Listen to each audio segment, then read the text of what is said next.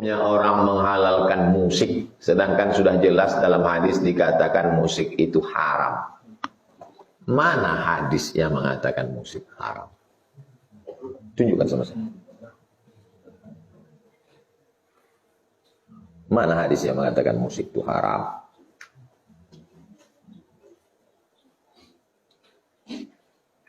Jelas nih hadisnya. Hadisnya mana? Teruskan. Makanya tak bisa mengambil hukum dari satu hadis. Metode yang dipakai itu namanya metode maudhu'i. Tentukan satu tema, kumpulkan ayat, kumpulkan hadis, lihat ijma', pakai qiyas. 4 yang disepakati. Quran, hadis, ijma', qiyas. 4 ini sepakat. Yang 6 lagi tak sepakat. Saddu zara'i, qaulu sahabi, syar'u man qablana, istihsan, istishab, urf. 10 dasar pengambilan dalam Islam. Bukan dari satu hadis. Tak bisa kalau diambil dari satu hadis. Nanti kalau antum mengambil hukum dari satu hadis, antum bingung sendiri. Saya mau kasih contoh orang mengambil hukum dari satu hadis. Innal mayyita la yu'adzabu bibukai ahlihi. Mayat diazab karena keluarganya nangis. Oh, Mak, kenapa kau meninggal, Mak? Mayat diazab karena keluarganya nangis. Itu kalau antum pahami hadis itu error antum. Yang meninggal siapa? Suaminya. Yang menangis bininya. Kenapa pula abang itu diazab, bininya menangis? Udahlah dia mati, diazab pula lagi. Bininya pun menangis karena harta warisan itu tak banyak. Makanya tak bisa mengambil hukum dari satu hadis.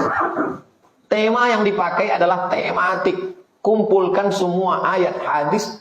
Hadis ini batal dengan ayat wala taziru waziratun wizra ukhra. Orang tidak memikul dosa orang lain. Yang menangis kan bininya. Kenapa pula lakinya diazab? Apakah dosa bini bisa dipikul suami? Mana bisa?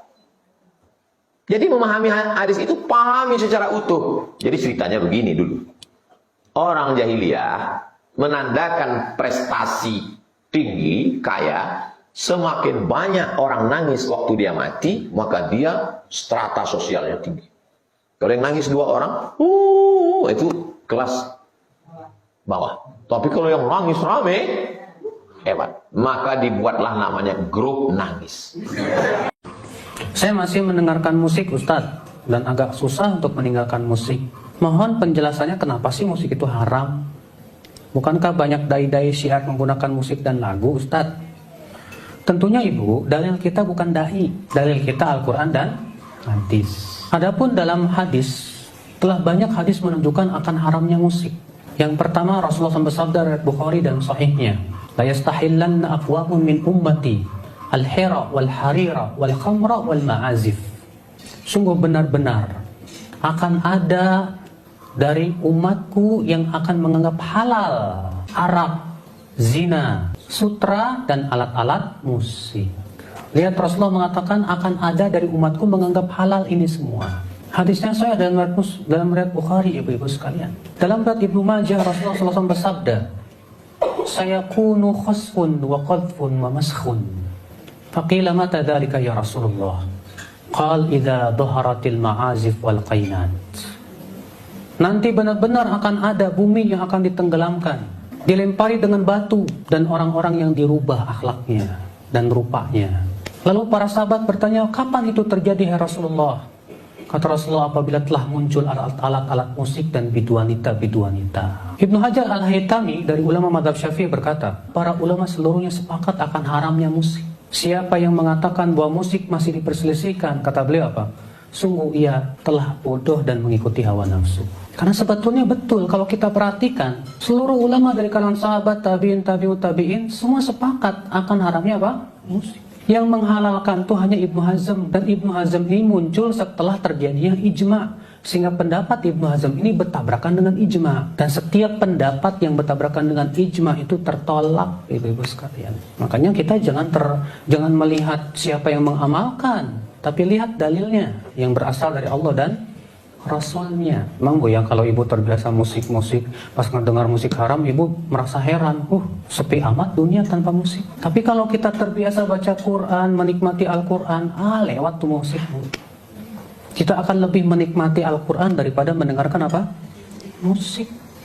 Makanya Al-Quran itu lebih indah di hati sebetulnya kalau kita mau apa? Mentadaburinya, mempelajarinya, membiasakannya. Bahkan Ibnu Qayyim berkata apa Bu? Tidak akan bertemu dua cinta dalam hati seorang hamba. Cinta Al-Quran dan cinta nyanyian. Orang yang sangat cinta nyanyian, dia tidak akan cinta Al-Quran. Walaupun mulutnya berkata saya cinta, tapi hatinya tidak akan seperti itu. Sekarang ibu mau pilih mana, cinta yang nyanyian apa Al-Quran? Gak bakalan ketemu Bu. Kalau ibu berkata saya pengen cinta dua-duanya, gak mungkin. Ibu harus salah satunya ya. Bahkan Rasulullah SAW sabda apa? La an yumla'a batnu ahadikum sadidan khairun lahu min an yumla'a syi'ran. Lebih baik perut seseorang dipenuhi oleh nanah daripada dipenuhi nyanyian. Itu hadis sahih riwayat Bukhari dan Muslim itu. Pernah suatu ketika ibu Rasulullah SAW sedang berjalan dengan sahabat, dan hadisnya sahih juga Bukhari dan Muslim. Rupanya Rasulullah mendengar ada orang yang sedang nyanyi. Apa kata Rasulullah SAW? Khudhu, tangkap dia. Fa innahu syaitan, karena dia setan. Lalu Rasul bersabda yang disebutkan saya tadi hadisnya. Lebih baik perut seseorang dipenuhi dengan nanah daripada dipenuhi dengan apa? Nyanyian. Lebih baik mana Bu? Dipenuhinya dada kita dengan Al-Quran atau dengan nyanyi? Ya, tentu dengan Al-Quran. Allah mengatakan nurun ala nur, cahaya di atas. Kata para ulama artinya cahaya iman ketika dimasukkan Al-Quran, hati yang beriman kepada Allah, ketika ia dimasukkan padanya Al-Quran, maka bertemulah dua cahaya. Cahaya iman dan cahaya Al-Quran, maka bertambahlah cahaya di atas cahaya itu ibu-ibu sekalian. Tapi coba kalau dada ibu ya penuhnya nyanyian, ya nggak ada manfaatnya juga. Maka dari itulah ibu, kita berusahalah semaksimal mungkin untuk menjadi para pencinta Al-Quran.